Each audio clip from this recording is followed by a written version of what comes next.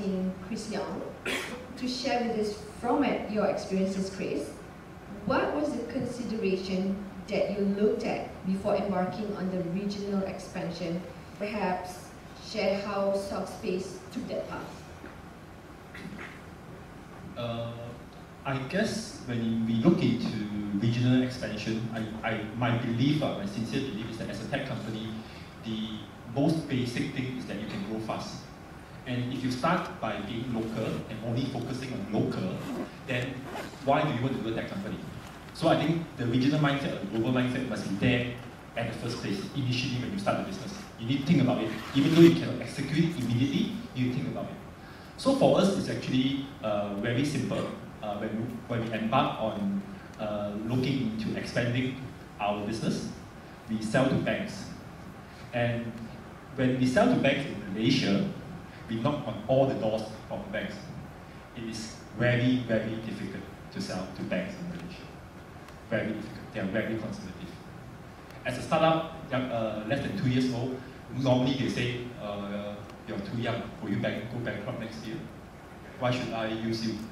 So we have difficulty, but even though we have difficulty, we never stop.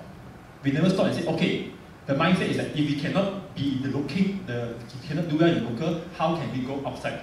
We don't care about the myth, we don't care about the belief, and we immediately, we faced resistance, we went to Thailand, we went to Indonesia, to the Philippines to sell. And we managed to launch with the first bank in Southeast Asia, which is a Thai bank, Kasikorn Bank, one of the largest banks in Thailand. And at the end of the day, it works well for us. Because at the end of the day, if Malaysia is not your market, if Malaysia has too much problems, you need to look into other countries as well. But of course, you need to see how you want to reach that. And for us, we say, if you can do it, can't do it here, let's do it outside. And we just do it. So that's our experience. And I guess this is something that I personally think is very important, because Malaysia is only so small. If you want to do big, do great, you need to expand outside of Malaysia immediately. Localization. How important is it to localize a product when expanding to a new market? Extremely important. Case in point is Indonesia. We tried. We went there. For us, we're always very experimental, very scrappy.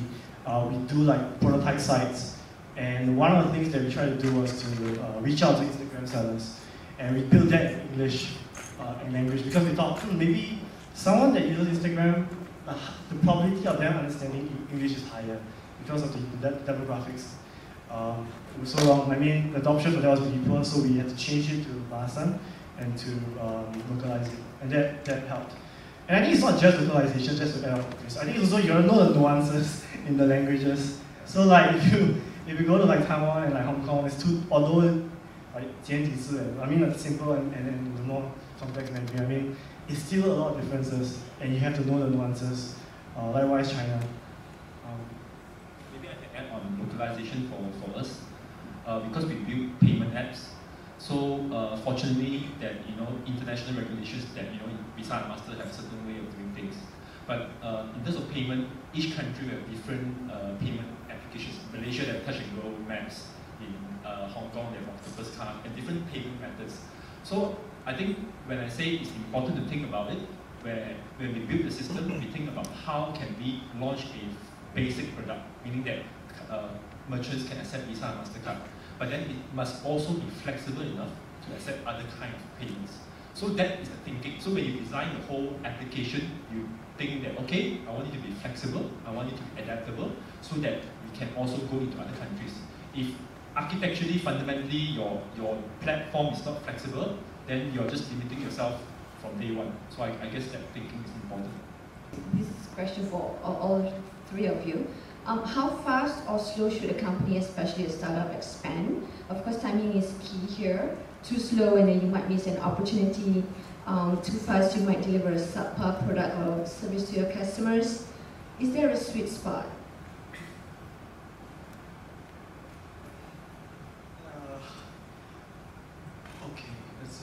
Okay, so I think my take on this is that my view is cloud technology has made it very cheap to start something. You have free tier, Amazon, AWS, very easy to start. The cost is actually close to zero. But I think the cost to grow, I think that's really expensive, especially for a C2C play. I'm not sure about B2B, but the C2C play very, very expensive. The culture is important. You try to retain as much as you can. That you can ready, for your next stage of growth.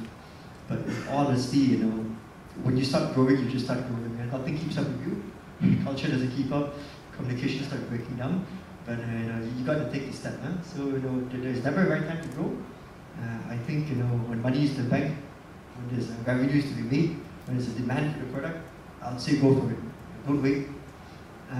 It will be messy in the first 3 months, but you have to get there before you can learn enough to handle it. That's my view. Yes, I disagree. The right time is now. It's always now. It's now. Okay. Yesterday. Yesterday. Yesterday. Yeah, but I guess in terms of growing, I think there's two parts of it.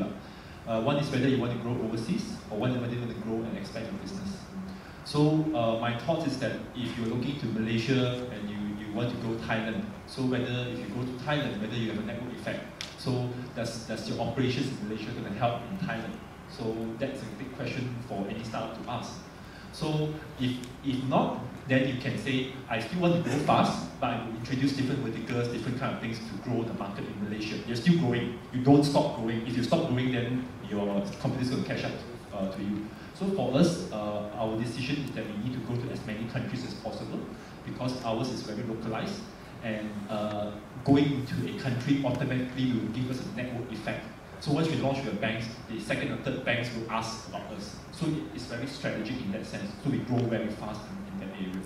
So I guess the question is not really about whether you grow or not. It's whether are you growing outside, or are you going to grow by introducing new products or new features, or getting more customers or more users or more whatever. That's my thinking. As long as there's a network effect. In the locations that you want to expand to, the home developed solutions would perhaps be more popular, and how do you convince the locals that your solution is not at all inferior and could be a better solution for them? How do you win them over? That's probably it. Oh, this is a tough one. Hello? This is a tough question, of course. I guess you just have to deliver a better service to the end users.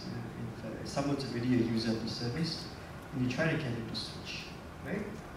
There's no amount of telling him this is better, this is better, this is better, it's going to make him do it. You just have to find a way to get him to try, and that could be done through a discount, right? And then once he does, would he have a better experience? The experience could be, would he be with a happier guy, a happier driver? Does he actually get a product faster to him, right? So when you come in, obviously, you do have a competitor that's there, the problem is a working product. So to cut short, you got to cheat some way, right? You got to cheat some way. You have to overpay to deliver a better service too quickly. You don't have to scale to provide the service at the same cost as you. You would have to overpay, pay through your nose, right? To